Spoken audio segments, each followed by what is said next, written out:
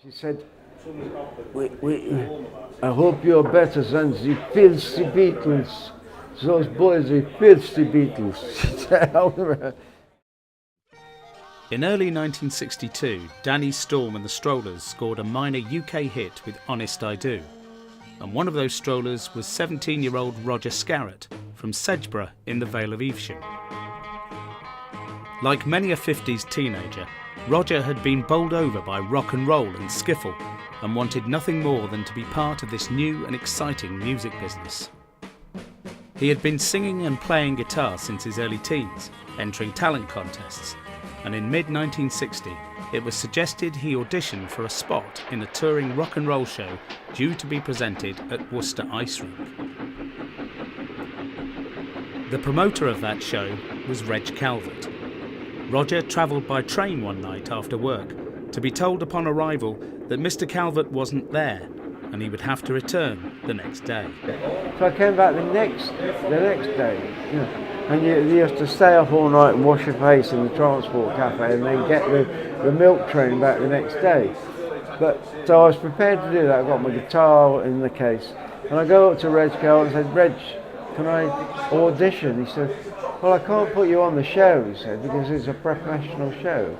He said, but if you like, I can, after the show's finished, I can bring you up to do a couple of songs. I said, well, that's no good, Reg. I said, because there'll be nobody there. They'll be all going home. He said, if you're good enough, because he came from Yorkshire, you know, he said, if you're good enough, they'll stay. So I said, okay. So I got up and I remember I played the Guitar Boogie Shuffle by Burt Whedon, which was very big at the time, and Down the Line, which was a Jerry Lee song, but Cliff Richard had done a version of it. So I did that, gonna move on down the line, oh yes you know. She'll be cooler, she'll be far, she'll be cool and twice as gone, we're gonna roll on down the line. Like Reg said, they all turned round, because this was like, don't forget the late 50s, it was about 1960, early 1960, and I hadn't long left school, and I thought an audience would just turn around and go. They didn't. They turned towards me, and Reg came up and shook my hand and said, "Right, you got the job. You're now a professional musician." Came round to my house that same night, and I wasn't allowed in the room. He said, "I'm going to talk to your mother and father." And he said, "Look, I want him to do," and I could hear him saying, "He'll have to have black trousers and shoes, and I'll supply the jackets, and he needs a bow tie, and he'll be getting £5 a week." And I remember my first gig ever as a professional was at there was a small hall in Portsmouth Small Hall, I'm sure it was there, and Roy Phillips was on in a band, but he later played keyboard, organ. He was an excellent musician, but in those days he was playing like Chet Atkins guitar with all the notes, and there was the Brook Brothers who did War Paint, I think that was their hit record, and a couple of other people, and I said, look, I can't go on after this Roy Phillips, Reg, I can't match that. He said, you'll go on tonight, or you're going back to your village. And so I went on, and I can't remember anything about the gig because I was so nervous. Anyway, a bit later on, we toured with a bloke called Ricky Valance, who had Tell Laura I Love Her and a few others. And then we went, he said, we're going to go over to Germany. I thought, where's that? Hamburg, Germany. I went over on the train from Southampton, and our equipment went to somewhere else. So when we got to the club, Peter Eckham was running the club with a bloke called Horst Pasha, who was like the bouncer. And they had like these gas guns, and they'd shoot people to throw them out in the street. It was quite rough in those days. A lot of drunks, and a bit like Berlin, I suppose. And anyway, I was over, we arrived there, and like I said, no equipment. So Peter Eckham said, look, here's 10 marks each, which you didn't have to do, and 10 cigarettes, and we all smoked, and off we went with this bloke who was standing next to me to a restaurant. He said, take them to a restaurant and get them something to eat, and then I'll go and get them some instruments from this store or shop. And so we went to this restaurant, and we sat there, and this bloke he had a funny accent, that's all I knew.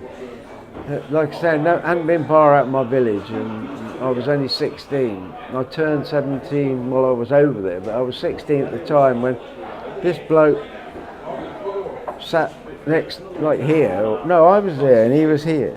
I was there, he was here. And he was going, Herr Robert, bitte kommen Sie hier, and he'd say, ein Tasse Tee mit Milch und Zucker and kein Gemüse and deutsches beefsteak mit vegetables, and he was very good at the German. So we were very impressed. So we went back to the club where we were going to be working. It was the top 10 club before the Star Club opened, after the Kaiser Keller. And we walked into the club, and this voice from above, where we were going to stay, we have to go up this spiral staircase about 2 or 3 stories up, and we were staying right on the top of the building. And this voice said, who is it, Paul? And I looked up, there's a bloke leaning over the balcony, and Paul said, oh, it's only effing Robbie of the Merrymen, John. So this bloke called John said, oh, I'll go back to effing bed then. Yeah. And he went back to bed, and it was like, I don't know, 10 o'clock in the morning, 12 o'clock in the afternoon. And it turned out that the bloke who took us for the meal was Paul McCartney, and the bloke hanging over the railings at the top of the stairs was John Lennon. And when we moved in, the woman who used to clean the room, she said, I hope you're better than the filthy Beatles. Those boys are filthy Beatles. And du bist alle gute Kinder. All good children. I've had some good guitars over the years. As I say, this Telecaster was one of my favourites, and I've had some Stratocasters and this old one's like the one I was playing out in Germany when I was out there with the Beatles, and it's a Fender Jazzmaster. It's a lovely old thing, great tremolo arm. It's quite different to the Stratocaster tremolo system. But in the early stages, when I was with Reg Calvert, I ordered this. I got a little magazine from a shop in Southampton where I was living at the time, and it had all these American semi-acoustic guitars in it, and I got a Gretsch in this magazine, and it said Chet Atkins hollow body model, 210 guineas. So I ordered one from America, and it came in, and I had to get my father to sign the HP, as it was called, hire purchase. In those days it was called that, and I had to get him to sign the documents because I was underage, and it cost me £3 a week in payments, and I was only earning £5 a week, so I had to give up smoking because everybody smoked in those days. So that would have cost me another couple of pounds a week, so I would have had nothing left to eat with. And if I ran out of money at the end of the week, which I did a couple of times, Reg Calvert would grab me by the ear and he would drag me into the shop. It's like a grocer's shop, but he was a Yorkshireman. He'd go, I'm dragging this man in here, give him a pot of jam and some butter and some bread. and he'd make me live on that. He wouldn't give me even 10 shillings sub. He wouldn't give me. I had to live on that bread and jam for the rest of the week, and learn not to run out of money again at the end of the following week. After I came back from Germany, Reg said, I said, where are you driving to, Reg? He said, you'll see. And we came to this big driveway and we went up and this is a bit posh, Reg. You'll see, wait and see, be patient, you know. And we went up this driveway. It's this massive great house at the end of it. I mean, it was Clifton Hall as we came to know it, and Reg had bought it for 6,500, I think it was, or £6,000 in 1961. So by this time it had become 61 because I turned professional in 60 and then I went out to Germany in 61 and it was still 61 when we came back after stopping off at the Texas Ranch Club and a few other places, Antwerp and Bremen, and we worked our way back. Reg wouldn't let you do anything apart from work. You had to work your passage.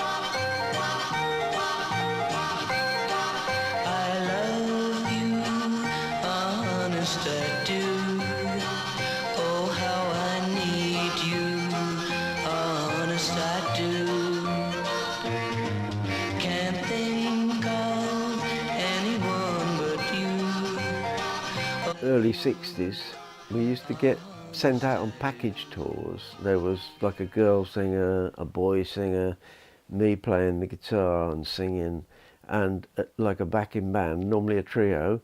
And Reg had booked the three guys that came over to England on the tour, which was like Eddie Cochran, Jerry Lee Lewis, and Gene Vincent. I always remember he had the leg, and he used to put it behind him and do all the, you know, make it an issue. But he wasn't very good to his band. I remember he was a drunkard and a bit of a rebel. But I also remember we went up. It was mainly in the north that I recall. You know, we went on, did our show. I backed all the artists. I sang maybe one or two songs, and then Jerry Lee would come on, and whoever came on first, I can't remember. I think Eddie Cochran came on last. He's probably top of the bill. I don't know, because he had a couple of hits then, didn't he? But I always remember Jerry Lee, who was kicking his stool out, and then he had a great big comb. It would be about that big. And he'd pull it out of his pocket. He must have had a massive pocket. And he'd comb his hair, and then he'd carry on singing. And jumping on top of the piano and playing it with his feet. And it was incredible days. Really, really great. And Reg Calvert was, like, as I say, he was instrumental, if you pardon the pun, in getting these shows all together. And Reg was a real entrepreneur, and when he heard that you know, Eddie Cochran, Gene Vincent and Jerry Lee were coming over, he jumped on it and said, "Okay, we'll make that part of the show." You know, I don't think we backed, as far as it's a long time ago, 1960, but or 61. It was early 61, but I don't think we backed them. I think they had their own band. I think there was an English band. Big Jim Sullivan, I think, was on guitar. So they had their own band because they were doing other shows outside the ones that Reg had booked them for. So like they would do the Worcester Gaumont and the Odeon somewhere else, and they were sort of, I suppose, all the promoters were jumping on the bandwagon, and Reg was one of them. And he did the same with the Beatles later on. He booked the Beatles for £40, £40. And I was in the front room at Clifton Hall, and these four geezers walked in with leather, you know, and they said, Reg said, "Oh, I brought the Beatles out," you know, and I think Buddy Britton was on the show that night. We'd come from another show, so we must have been closer, and we got back, and we were in the rehearsal room when John Lennon walked over and put the record on the Danzet major or minor, whichever it was. I'd gone out into Rugby, the nearest town, because we lived in Clifton on Dunsmore. It was a posh little village. We didn't know it at the time, but we knew it was quite posh because it had a big driveway, a mile long. But anyway, John Lennon put the record on, and Paul McCartney drew a bow like that. He says, "Oh, Robbie, you're from Germany." And we thought, oh, God, we've been recognised, you know.